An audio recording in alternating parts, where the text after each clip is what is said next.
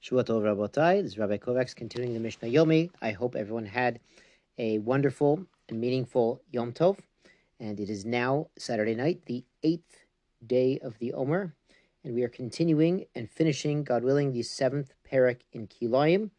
And Mishnah Zayin in Parak Zayin is Haruach she'iloa et gefonim al gabei tvua. If the wind blew the vines onto the grains. We learned before, the past 2 days, about if somebody moved vines onto grains.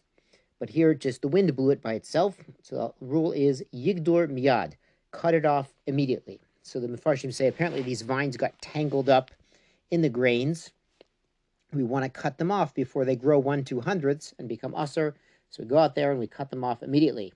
Im eiro onus, but if a onus happened to him, such as he hired workers and they did not show up, or God forbid became a mourner, can't go and do work, mutter.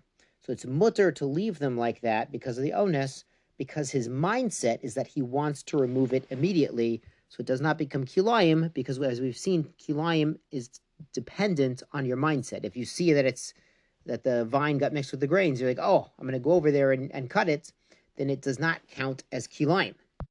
The Mishnah continues, Tvuato shehaita note tachat gefen, his grain that it got very tall, started to lean, and it ended up leaning under the vine. So the grains in the vines were planted originally, as in the first case, with 4 amma separation. So they were totally kosher when they started, but the wind blew it, or in this case, it started to lean, the grains got tall, it was amber waves of grain, and they started to wave over under the vine.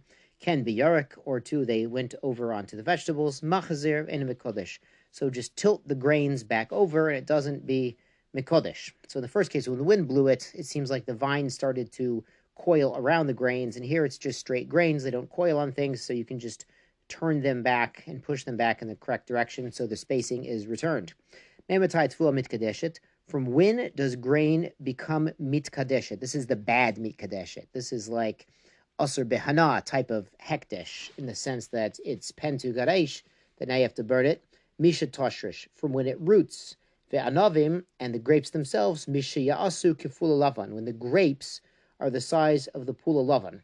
So the meaning is, if you just had seeds in the vineyard, even if the grapes are the size of pula lavan, they're small grapes, so they're the size of a white bean, but you only have seeds of grains, it's not a problem. You can go and remove the seeds, even as long as they've sprouted. And that's actually reminds us in the 5th parak, the 7th Mishnah in the 5th parak, had what if seeds fell out of someone's pocket. You know, he could wait until they've sprouted, and then once you can see them, if they sprouted, you can go and remove them at that point. So the Mishnah just taught the minimum size or amount of growth to make a problem of kilai karam. And now, interestingly, it teaches you the top end, tvua sheyavsha kol tzarka, grain that's dried all that it needs. So it's done. It doesn't need the ground anymore. It's completely ripe. Anavim sheboshu tzarkan, and grapes that have completely ripened, and mitkashet. So these are done, and they're basically about to be harvested. They should be harvested already. So they don't make them mikodesh anymore because they really don't need the ground. Continuing with Mishnah Chet, Atzitz Nakuv Mikodesh Bekerem. So the Atzitz Nakuv is the holy flower pot. It is a pot with a plant growing in it with holes in the bottom, at least one hole big enough for roots to come through. It does make kilayim in a kerem. So if somebody put a flower pot with a hole in it, with some sort of other vegetable or grain growing in it, in his vineyard, within 4 amot of his vines of the vineyard, it makes kilayim. She'enu nakuv einu mekodesh. If there's no holes in the bottom of the flower pot, it does not make kilayim. Both different species must be attached to the ground to cause an isser derisive kilayim. Of course, it's not a good idea to take a flower pot in the vineyard in any case. Rabbi Shimon Omer, Zeh v'zeh osrin v'lo mekachin. So Rabbi Shimon has a different approach. He says both of these are usser. You can't put any other species, even in a flower pot, in your vineyard, and it doesn't matter whether that flower pot has a hole or not. It's usser to put it in your vineyard. However, even a flower pot with a hole in it, big enough for roots to go through, does not make it kilayim, does not make it mikodesh. However, if roots did start to grow through, then it no longer needs the flower pot to grow because it's drawing nourishment from the roots itself that are growing out of that hole and into the ground itself. That would definitely be kilayim deraisa. But the chiddush is, even a flower pot with a hole, which can be considered to be nourished from the ground in some sense, does not make a problem according to Rabbi Shimon. The Mishnah finishes up, Hama'avir atzitz nakuv b'kerem. Somebody who's merely carrying a flower pot with a hole in the bottom through the vineyard. Im hosif b'matayim, if it adds 1/200th of his growth, and we've mentioned before that they would weigh it. You could have a weigh-in before and after to see if it grew 200, and they were bucky in vineyards and plants, so they really knew kind of how long it took to grow into hundreds. This would be usser. So this is going back to the Tanakama. This is not in Rabbi Shimon.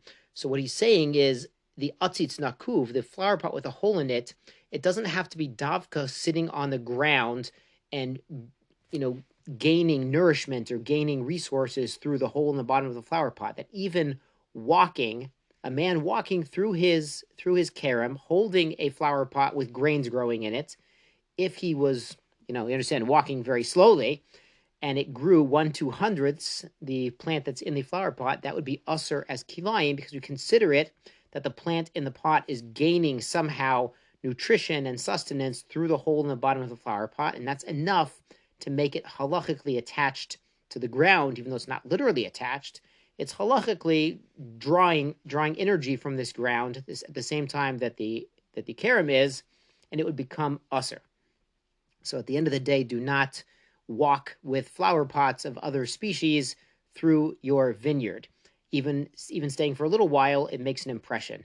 And this, Rabotai, it's a musar for us that we're learning through the Mishnah Yomi, or perhaps you're learning Daf Yomi as well. We're flying through. We're going through very quickly, and sometimes you might not even remember what was a day or 2 days ago, but we are not only going through Shas, but Shas is going through us. And even if we're just walking through the vineyard of Torah wisdom, it's having a profound effect on us, even if we're just walking quickly, maybe not even enough to gain 1/200th of our growth, but it's something. Every moment that we're learning and involved in Shas is permanently changing us for the better. Shkoyach Rabosai.